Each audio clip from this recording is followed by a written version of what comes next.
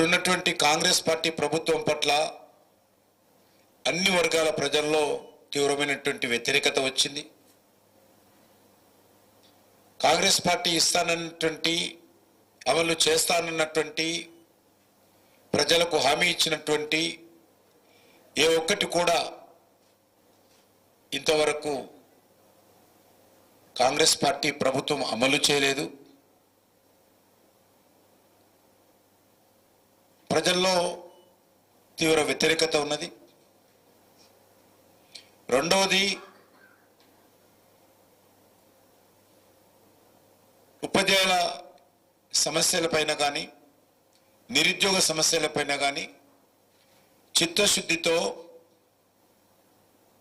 Bharatiya Janata party అనేక సంవత్సరాలుగా గతంలో టిఆర్ఎస్ పార్టీ అధికారంలో ఉన్నా, ఈరోజు కాంగ్రెస్ పార్టీ అధికారంలో ఉన్నా మేము ఆయా వర్గాలకు అండగా నిలబడుతూ వారి సమస్యలపైన చిత్తశుద్ధితో మేము పోరాటం చేశాము.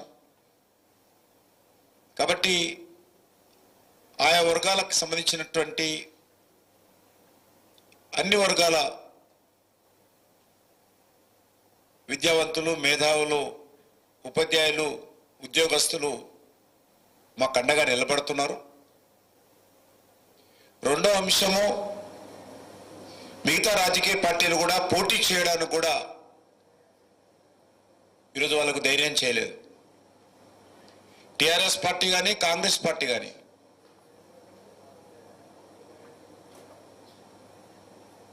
తెర వెనుక నాటకాలు ఆడుతున్నారు తప్ప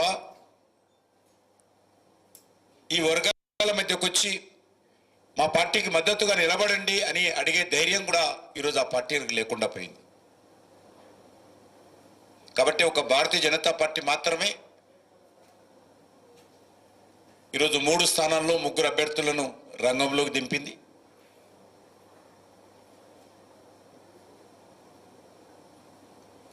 గత శాసనసభ ఎన్నికల్లో, పార్లమెంట్ ఎన్నికల్లో ప్రజలు మనం చూశాము. ముఖ్యంగా విద్యావంతులు, మేధావులు కూడా, మిగతా సామాజిక వర్గాలతో పాటు విద్యావంతులు, మేధావులు కూడా పూర్తి స్థాయిలో కేసీఆర్ నాయకత్వానికి వ్యతిరేకంగా స్పందించిన విషయాన్ని మనం చేస్తా ఉన్నాను. శాసనసభ ఎన్నికల్లో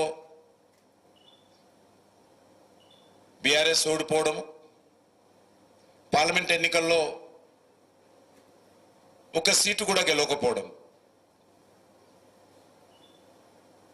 అది ఇంకా స్పష్టంగా మనకు అనిపిస్తూ ఉంది. అదేవిధంగా కాంగ్రెస్ పార్టీ ఏదైతే హామీ ఇచ్చిందో ఏ ఒక్క హామీ కూడా అమలు చేయలేదు. కాబట్టి ఈరోజు ప్రజల్లో చాలా స్పష్టంగా ఉంది. కనీసము ఇప్పుడున్నటువంటి ప్రభుత్వం ఉద్యోగస్తులకు రావాల్సినటువంటి డిఏలు కానీ, లేక ఉపాధ్యాయులకు సంబంధించినటువంటి ఖాళీల భర్తీ కానీ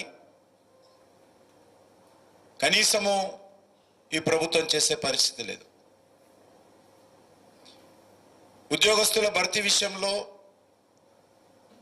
ఎన్నికలకు ముందు టీవీలలో, పేపర్లలో, కరపత్రాలలో ఏ రోజు ఏ ఉద్యోగాలు భర్తీ చేస్తామో 2024 ఎండింగ్ అంటే ఒక సంవత్సరం లోపల 2 లక్షల ఉద్యోగాల భర్తీకి సంబంధించినటువంటి షెడ్యూల్ కూడా అన్ని పేపర్లో ఫ్రంట్ పేజ్ యాడ్స్, ఇంటింటికి కరపత్రం ఇచ్చారు. కానీ ఎక్కడ వేసిన గొంగడు అక్కడే ఉంది. నిరుద్యోగులను, ప్రజలను, ఉద్యోగస్తులను ఈ ప్రభుత్వం మోసం చేసింది. ఉన్నటువంటి ఉద్యోగస్తులకు సంబంధించినటువంటి డిఏలు గతంలో ఉన్నటువంటి టిఆర్ఎస్ ప్రభుత్వం మోసం చేసింది. ఎన్నికలు అయ్యే నాటికి 3 డిఏలు ఆ ప్రభుత్వం ఇవ్వలేదు. ఆ ఎన్నికలప్పుడు మేము అధికారంలో వచ్చినటువంటి 15 రోజుల లోపల పెండింగ్ డిఏలని ఇస్తాము. ఎప్పటికప్పుడు కేంద్ర ప్రభుత్వం ఏ రకంగానైతే డిఏలు ఇస్తుందో అదే సమయంలో అదే ప్రాతిపదికన రాష్ట్ర ప్రభుత్వ ఉద్యోగస్తులకు కూడా డిఏలు ప్రకటిస్తామని హామీ ఇచ్చింది కాంగ్రెస్ పార్టీ. కానీ ఇంతవరకు టీఆర్ఎస్ బాకీ పడిన డిఏలు కానీ ఉద్యోగస్తులకు టీఆర్ఎస్ ప్రభుత్వం బాకీ పడినటువంటి డిఏ బాకీలు ఈ ప్రభుత్వం వచ్చినాక మరో 2 డిఏలకు సంబంధించినటువంటి బాకీలు పడ్డాయి. ఆ రకంగా 5 కరువు భత్యాలు ఉద్యోగస్తులకు ఈ ప్రభుత్వం బాకీ పడిందనే విషయాన్ని సందర్భంగా మనం చేస్తున్నాను. ఇది చాలా నిర్లక్ష్యంగా వ్యవహరిస్తున్నటువంటి ప్రభుత్వ వైఖరి అని చెప్పి ఈ సందర్భంగా మనం చేస్తున్నాను. అదేవిధంగా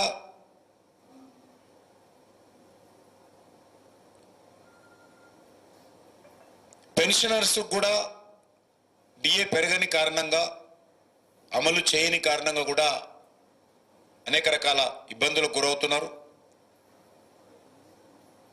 పిఆర్సి వేతన సవరణ కమిటీ ప్రతి 5 సంవత్సరాలకోసారి ఉద్యోగస్తులకు జీతాలకు సంబంధించినటువంటి వాళ్ళ సమస్యల మీద వేతన సవరణ కమిటీ ఏర్పాటు చేయాల్సినటువంటి సాంప్రదాయము చట్టబద్ధంగా కొనసాగుతుంది. కేంద్ర ప్రభుత్వం సకాలంలో వేతన సవరణ కమిటీ కాన్స్టిట్యూట్ చేసింది. గతంలో కేసీఆర్ ప్రభుత్వం ఉన్నప్పుడే పిఆర్సి కమిటీ నివేదిక ఇచ్చింది. కానీ వేతన సవరణ కమిటీ అమలు చేయాలని డిమాండ్ చేసిన కారణంగా గత బీఆర్ఎస్ ప్రభుత్వము కేసీఆర్ అనేక రకాలుగా వేధింపులకు గురి చేశాడు. ఉద్యోగ సంఘాలలో చీలికలు తీసుకొచ్చాడు. కానీ వేతన సవరణ కమిటీ ఇచ్చినటువంటి రికమెండేషన్స్ మాత్రము ఆ ప్రభుత్వం అమలు చేయలేదు. మరి కాంగ్రెస్ పార్టీ అధికారంలోకి వచ్చి సంవత్సరం పూర్తయింది, 14 నెలలు పూర్తి అయిపోయినాయి. ఇంతవరకు దాని మీద అతిగతి లేదనే విషయాన్ని ఈ సందర్భంగా మనం చేస్తున్నాం. 2023 జూలై 1 నుండి కొత్త పిఆర్సి అమలు కావాల్సి ఉండింది. ఇంతవరకు దానికి సంబంధించినటువంటి అమలు కాలేదు. ఈ రకంగా ఈ ఎన్నికల్లో వాళ్ళ అభ్యర్థులను పెడితే ఈ సమస్యలు ప్రశ్నిస్తారనేటువంటి భయంతో వాళ్ళు అభ్యర్థులను పెట్టలేనటువంటి పరిస్థితుల్లో ఈరోజు ఒక దయనీయమైనటువంటి పరిస్థితుల్లో ఈ పార్టీలు ఉన్నాయనే విషయాన్ని సందర్భంగా మనం ఇస్తున్నాం.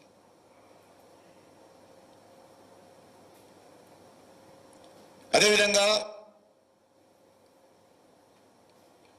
మన రాష్ట్రంలో మెడికల్ రియంబర్స్మెంట్ పథకం, ఉద్యోగస్తులకు సంబంధించినటువంటి మెడికల్ రియంబర్స్మెంట్ పథకము మరి అది అమలు చేసే పరిస్థితుల్లో లేదు. దానికి సంబంధించినటువంటి ఆసుపత్రులకు సకాలంలో చెల్లించని కారణంగా ప్రభుత్వం రియంబర్స్మెంట్, ఈ ఆసుపత్రి కూడా ఈరోజు ఉద్యోగస్తులకు మరి సకాలంలో మెడికల్ హెల్త్ స్కీము అమలు జరగని పరిస్థితి ఈరోజు తెలంగాణ రాష్ట్రంలో ఉంది. కేంద్ర ప్రభుత్వ ఉద్యోగస్తులకు అన్ని రకాలుగా మెడికల్ ఫెసిలిటీస్ మేము సమర్థవంతంగా అమలు చేస్తూ ఉన్నాము. కానీ రాష్ట్ర ప్రభుత్వ ఉద్యోగస్తులు ఈరోజు అన్యాయానికి గురవుతున్నారు. గతంలో బీఆర్ఎస్ ప్రభుత్వం అదేవిధంగా ఉద్యోగస్తులకు అన్యాయం చేసింది. ఈరోజు ఈ ప్రభుత్వం కూడా అదేవిధంగా అమలు చేస్తూ ఉంది. అదేవిధంగా పదవీ విరమణ అంటే రిటైర్ అయినటువంటి ఎంప్లాయీస్కు పెన్షన్ కానీ గ్రాట్యుటీ కానీ కమ్యూనిటేషన్ కానీ జనరల్ ప్రావిడెంట్ ఫండ్ సకాలంలో చెల్లించాల్సినటువంటి బాధ్యత ఈ ప్రభుత్వం మీద ఉన్నది. మరి ఈరోజు వరకు రిటైర్మెంట్ బెనిఫిట్స్ ఏవైతే రావాలో అవి అందే పరిస్థితి లేదు. మరొక దిక్కు మేము కేంద్ర ప్రభుత్వ ఉద్యోగస్తులకు ఖచ్చితంగా సాధ్యమైనంత వరకు ఉద్యోగస్తులకు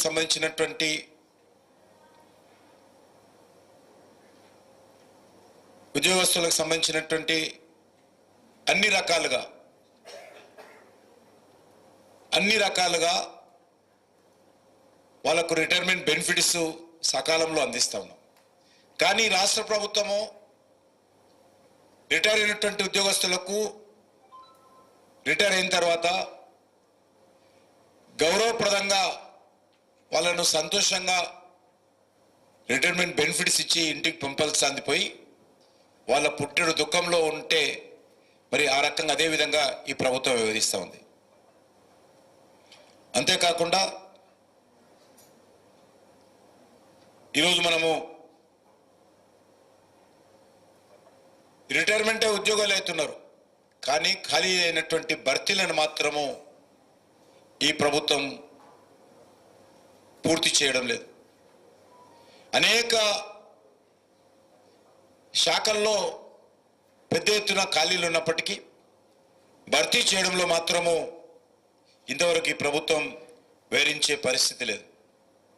మనం చూసాం, ప్రతి మీటింగ్లో ముఖ్యమంత్రి గారు వాళ్ళ నాయకుడు రాహుల్ గాంధీ అన్ని మీటింగ్లో చెప్పారు, నిరుద్యోగులకు ఉద్యోగాలు ఇస్తాము, కానీ ఒకవేళ ఉద్యోగాలు రాకపోతే ప్రైవేట్ సెక్టార్లో కానీ గవర్నమెంట్ సెక్టార్లో కానీ మంచి ఉద్యోగాలు రాకపోతే అందరు కూడా నిరుద్యోగ భృతి అన్ఎంప్లాయ్మెంట్ అలవెన్స్ ఇస్తానని చెప్పాడు. 4,000 రూపాయలు నెలకి ఇస్తానని చెప్పాడు. మరి 14 నెలలైంది, ఒక్క వ్యక్తికి ఒక యువకుడి కూడా ఈ రోజు వరకు నిరుద్యోగ భృతి ఇవ్వకుండా యువకులను మరి చుట్టూ తిప్పుకొని జేజేలు కొట్టించుకొని మోసం చేయడం జరిగింది.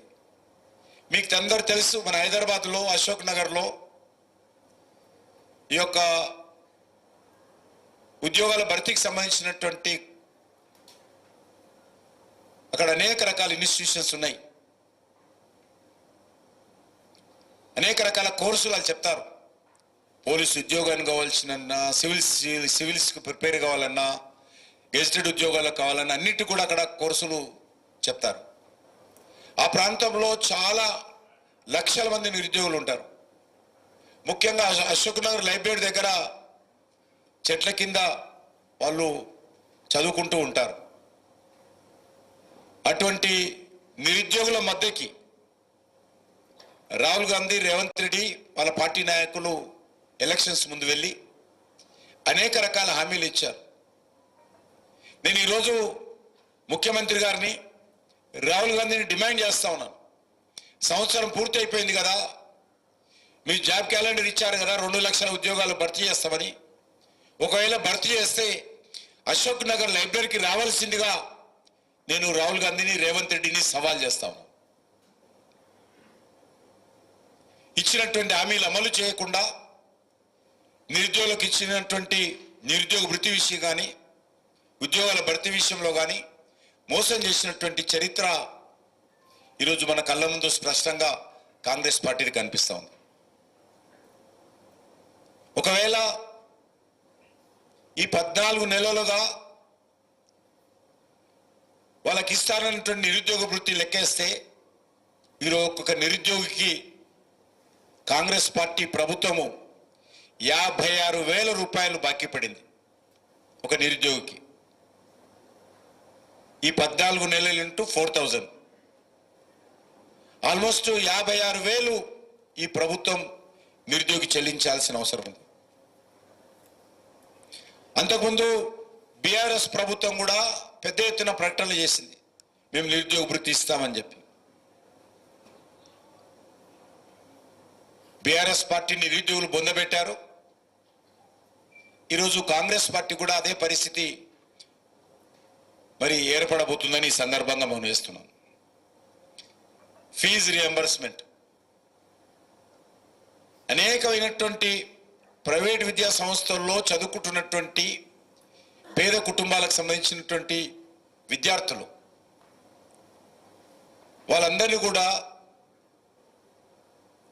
కాంపిటేటివ్ ఎగ్జామ్స్లో పాస్ అయిన తర్వాత వాళ్ళకి ప్రైవేట్ సెక్టార్లో ఉన్నటువంటి ఎడ్యుకేషన్ ఇన్స్టిట్యూషన్స్లో కూడా ఎంసెట్ రాసిన తర్వాత అన్నింటిలో కూడా వాళ్ళందరినీ అక్కడక్కడ పంపించారు. ఇంజనీరింగ్ కాలేజీల్లో, డిగ్రీ కాలేజీల్లో. ఈరోజు పరిస్థితి ఏంటంటే ఆ కాలేజీల్లో సకాలంలో ఫీజు రియంబర్స్మెంట్ కారణంగా లెక్చరర్స్ అరకొర పెట్టడము, ఉన్న లెక్చరర్స్ కూడా సరైన జీతాలు రాకుండా ఇబ్బందులకు గురి కావడం, మేనేజ్మెంట్స్ కరెంటు బిల్లు కూడా కట్టలేని పరిస్థితుల్లో అల్టిమేట్గా సఫర్ అవుతుంది. మేనేజ్మెంట్ ఇన్స్టిట్యూషన్స్ కావు, అల్టిమేట్గా సఫర్ అవుతుంది పేద కుటుంబాల నుంచి వచ్చినటువంటి విద్యార్థులని సందర్భంగా మనం వేస్తున్నాం. ఏ రకమైనటువంటి సౌకర్యాలు లేవు. ఫ్యాన్లు కూడా ఈరోజు తరగతి గదుల్లో ఫ్యాన్ కూడా ఈరోజు తిరిగే పరిస్థితి లేదు. ఆ రకంగా అనేక నిర్బంధాల మధ్యలో ఈరోజు విద్యార్థులు చదువుకుంటున్నటువంటి పరిస్థితి కనిపిస్తుంది. సుమారు 8,000 రూపాయలు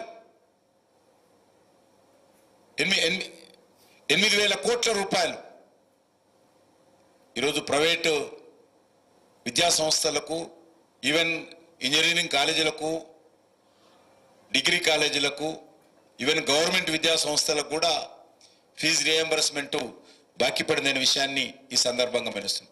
8,350 కోట్ల రూపాయలు ఫీజు రియంబర్స్మెంట్ ఇవ్వాల్సింది. ఇవన్నీ కూడా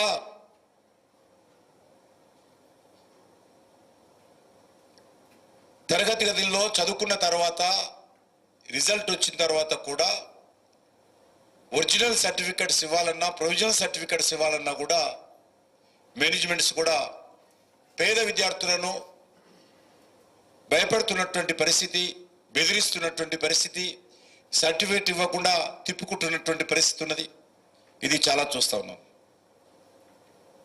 అంతేకాకుండా కాంగ్రెస్ పార్టీ విద్యకు సంబంధించినటువంటి మరొక హామీ విద్యా భరోసా కార్డు. 5 లక్షల రూపాయల విద్యా భరోసా కార్డు ఇస్తాము, మీరు నచ్చిన కాలేజీలో చదువుకోవచ్చు,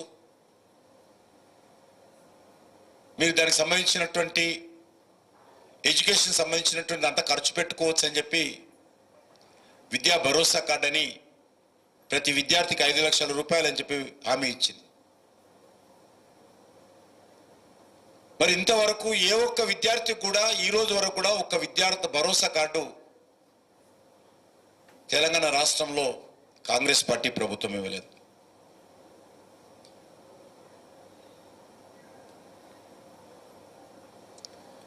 మీకు అందరు తెలుసు, టిఆర్ఎస్ ప్రభుత్వం ఉన్నప్పుడు 317